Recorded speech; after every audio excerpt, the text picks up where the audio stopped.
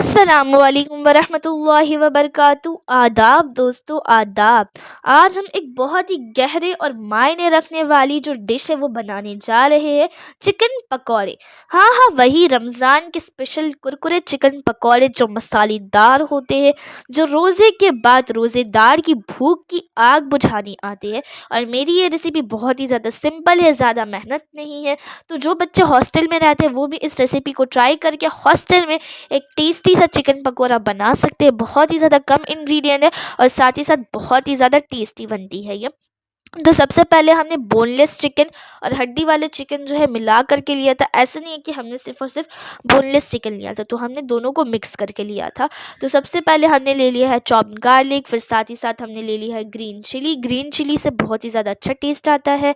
फिर साथ ही साथ हमने ले लिया है लेमन जूस। ये अगर आप लोग दीजिएगा तो बहुत ही ज़्यादा अच्छा टेस्ट आएगा। और उसके बाद फिर हमने दे दिया धनिया पाउडर और साथ ही साथ रेड चिली पाउडर। ये नहीं है तो आप चिली फ्लेक्स भी दे सकते हैं। साथ ही साथ जीरा पाउडर भी हमने दिया है। और उसके बाद हमने जो है कस्तूरी मेथी दिया है। ये नहीं है तो धनिया पत्ता भी आप लोग दे सकते हैं। फिर चाट मसाला हमने दिया है। और उसके बाद फिर हमने दिया है ब्लैक पेपर और साथ ही साथ रॉक सॉल्ट यानी बीट नमक। और उसके बाद फिर हमने जो प्लेन सॉल्ट यानी नॉर्मल सॉल्ट जो रहता है वो स्वाद अनुसार हमने दिया है। फिर अब आपको इसे मिक्स कर लेना है।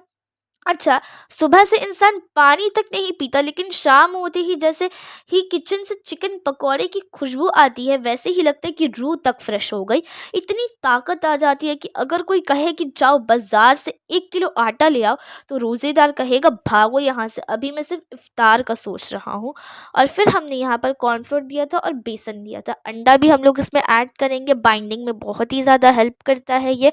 अगर आप लोग चाहे तो इसे स्किप भी कर सकते हैं। इससे क्या होता है, एक अच्छा अच्छा टेस्ट आता है और बाइंडिंग भी बहुत ही ज़्यादा आसानी से हो जाता है। और एक और बात, अगर आप लोग बेसन 2 चम्मच ले रहे हैं तो कॉर्नफ्लोर भी 2 चम्मच ही लेना है, यानी दोनों इक्वल अमाउंट में होने चाहिए। और इसे मिक्स करने के बाद 7 to 8 मिनट आपको रेस्ट करने के लिए रख देना है।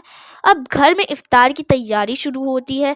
मम्मी किचन में मास्टर शेफ के मूड में होती है और घर के 2-3 लोग टेस्टिंग मूड में होते हैं। मतलब घर के जो बच्चे जो चिड़िया रोज़ा रखते हैं वो पकौड़े तलने शुरू हुए नहीं कि मम्मी टेस्ट करने दो ना का रिवाज भी शुरू हो जाता है।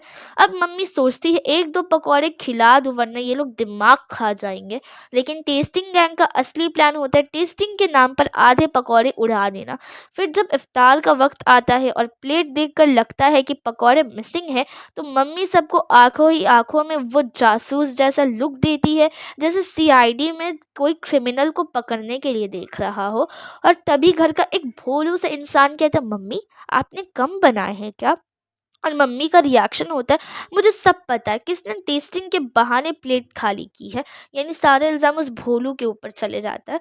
जैसे ही इफ्तार का वक्त होता है सब एकदम काम शांत रहते हैं, लेकिन जैसे ही अजान होती है सबका ध्यान सिर्फ एक जगह होता है, चिकन पकौड़े। यानी ना खजूर, ना शरबत, ना फ्रूट्स। और चिकन पकौड़े के अलावा जो पकौड़े हुए सब कुछ छोड़ के चिकन पकौड़े के ऊपर ध्यान जाता है। सबकी नज़र एक दूसरे के हाथ पर होती है।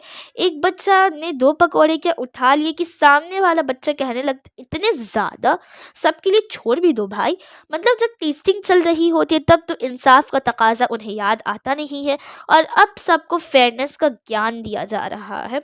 एक और अजीब बात है, जैसे ही चिकन पकौड़े तलने शुरू होते हैं बहुत ही ज़्यादा अच्छी खुशबू आती है। और कैसे सबको पता चल जाता है ये नहीं मालूम। और रमज़ान का महीना जो है एक दूसरे के ऊपर से प्यार मोहब्बत भी बढ़ाते हैं। इफ्तारी जब हम लोग अपने पड़ोसियों के घर भेजते हैं 1 प्लेट 2 प्लेट, तो बहुत ही ज़्यादा प्यार मोहब्बत एक दूसरे के ऊपर से बढ़ता है। और लास्ट में चाट मसाला दे कर के आपको इसे मिक्स कर लेना, बहुत ही ज़्यादा अच्छा टेस्ट आएगा।